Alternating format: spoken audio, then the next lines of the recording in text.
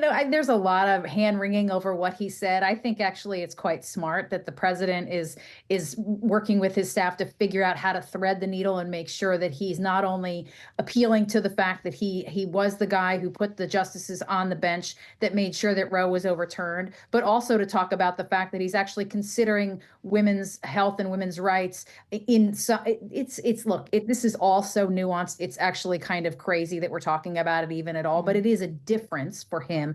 But he's trying to figure out how to appeal to those who are with him in the base, but also to really offer an olive branch to those Republicans and maybe Republican-minded folks in the middle who maybe wouldn't select him as their choice because of his position on women's health issues and women's rights, but also too maybe in a way that appeals to them differently this time around.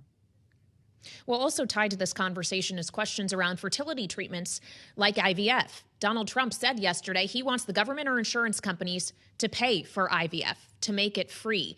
Jeanne, how far does that argument go if Republicans in Congress just recently wouldn't even vote to make it sure that it was federally protected? Yeah, it's not going to go very far. And we are seeing a mirror image, Kamala Harris and Donald Trump. The rule in American politics is when you go too far left or too far right during these primary seasons, you live to regret it.